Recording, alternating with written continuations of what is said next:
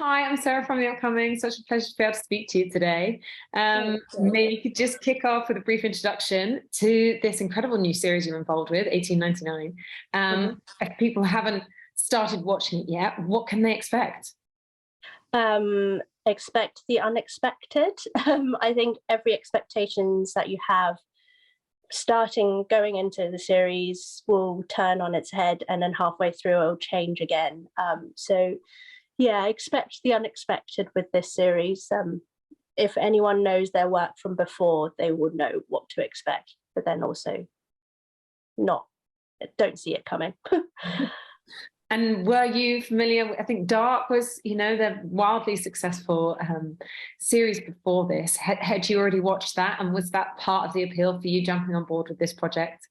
Yeah, absolutely. I had already seen Dark, and I think I binged it during first lockdown because something to cheer myself up. Let's watch something dark. No, it was absolutely incredible. And when I first read the script of 1899 for an audition, I didn't realize it was the creators of Dark until I got the recall and met them, and I was like, you guys did Dark, and it was really exciting. And then when it was an absolute no-brainer after all of that. And I believe it was in some ways, a bit of an inopportune moment for you, but worked out brilliantly because you just had a baby and then kind of going through the pandemic and all these sorts of things. So tell us a bit about the journey to taking on this part in this show. I think basically becoming a new mother unlocked something in me. I didn't even realize something in your body and your mental state changes after you've given birth. And I found that actually to access what I needed to access emotionally to play this part, it came very naturally to me. So it was actually, it came at an opportune moment, I would say. And the fact that it was during the pandemic, yes, there were lots of logistics that we needed to work on, but it meant that my entire family moved to Berlin for filming. So we all went to Berlin because we had to. There was no flying back and forth during that time, and as did all of the cast. Really, we all lived in Berlin at the same time, so it was really lovely, actually. And it does, because it is this kind of amazing, multinational cast, and with the characters. It must have been so enjoyable to be working with all these people. Yeah, despite the fact, that you're in the middle of the pandemic. Yeah, it really, really was. And now I know. I was talking to Matilda the other day. I was like, I think I might be in Paris sometime in January. She's like, yeah, come and see me. So I've got people all around the world that I can see. And but at the time it really rooted us because we were all going through the filming process as well as all going through COVID together. So yeah, it really, really united us as a team. And, do you think that shows like this, it feels like a kind of a shift, if you like, in the kind of content that's able to become mainstream, having all these different languages, rather than everything having to sort of be first and foremost in English. And it seems like people are really embracing it, and there's a real appetite for this kind of show out there. So that's another real great appeal, having all these different languages and all these different characters. Yeah, absolutely. I think we're in living in a time where everything is very globalized. We just been through every country in the world, no matter how differently they dealt with it. We all went through. Some are still going through the same thing, all the restrictions and all of those things, and how you work together. But there has been so much. I think the streaming platform has really, really helped with the language barriers, because people all around the world were able to identify themselves in something. The uniqueness of 1899 is that there is everything. There is all the languages, well, maybe not all, but quite a few. And so to this day, I think it's one of I can't think of another show that has the center of it is the multilingual aspect of it. So yeah, it was really, really it was amazing to be able to be in that atmosphere, and also it was amazing to be able to speak my mother tongue, to act in my mother tongue and not just in English. Definitely. And coming to the kind of like you said, if you're familiar with the creator's work, then it won't come as too much of a surprise, but it does seem to kind of slip between all these different genres, you know, kind of, is it sci-fi? Is it kind of a suspense thriller? You know, how would you describe, you know, kind of this sort of, you know, almost supernaturally tinged kind of thriller aspect to it? And there's a lot of mystery there. I would say it feels like a puzzle. It's a puzzle. And Jantje and Bo have always said that they are big fans of puzzles. So it's a puzzle that's to be worked out. And it's steeped in mystery, and there are other elements of it. And it goes from, I think it feels like there's 3 parts in the first series. It's like it goes from one thing to then another, and then finally it completely turns it on its head. So I wouldn't want to, it feels really reductive to put it in a box. Absolutely. And like kind of thinking about how maybe you would have prepared, you know, even just kind of like the era that you're sort of like taking us into, because it kind of just predates Titanic in a way. There's like a lot of parallels there. Did you have to kind of do any wider research, or was it kind of all there in the script, or how did you kind of get yourself into the mode of imagining being in that era? Oh, I think production did all the work on that one, really. When we looked at the script, there were things that were very specific in Cantonese, which is what I act in. There were some things that were very specific to the era of how they speak. And that was really, that was something that really jumped out to me, because they took so much care with the translation. In terms of really immersing myself into it, costume and the design of it was absolutely incredible. Bina, who did the costumes, she deserves all the awards, as well as Udo, who designed the set. There was so much attention to detail, and not just in the period elements of the show. They really, really went into every single bit of it as well. And what can you tell us about your character specifically? I mean, I guess because it is this mystery, it's hard to kind of say too much, but you know, what can you kind of tell us about her and how you saw her? It's so hard to talk about anything with the show without spoilers. So I will attempt to give as much information as possible without spoiling it for people. I am a middle-aged woman traveling with a younger companion, female companion, and as her servant in first class. Whether they are who they say they are or who they appear to be, I don't think anybody on that ship is. So it's something to be like worked out. But there are clues very, very early on of everyone's relationships. And in terms of being on that set with all those costumes, with this amazing kind of ensemble cast, what were some of the highlights for you, or maybe some of the challenges along the way? Highlights was just being with everyone, getting to know everyone and becoming a family. It really was great. Not just the cast, but as the crew, like stunt coordinator, the cinematographer, sound department, makeup department, everyone. It felt like a community. It was the summer. I know it was COVID, but it was summer. It felt like a little 1899 town at Studio Babelsberg.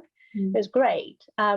Challenges was the COVID restrictions. It was ever changing, and it was for everybody. And especially for me, it was there were times after the initial bit where I moved with my family, was to try and navigate that for second block of filming. Do I take my family with me, or do I leave them behind? Would I get stuck, and am I going to be apart from them?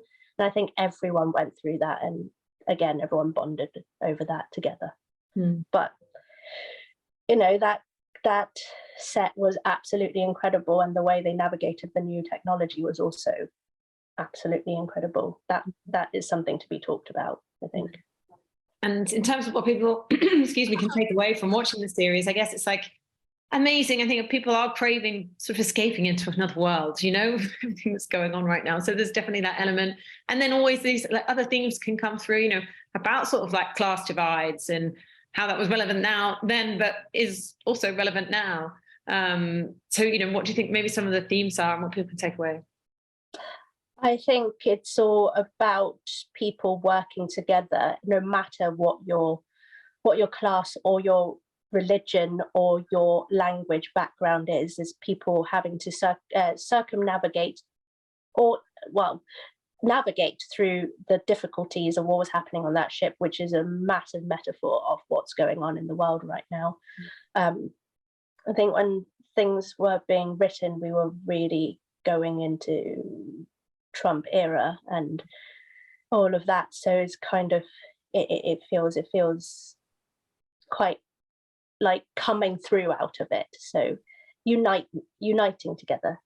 Is it what's the word? What's the word? Oh my god, my brain's not working. Unity, that's the word.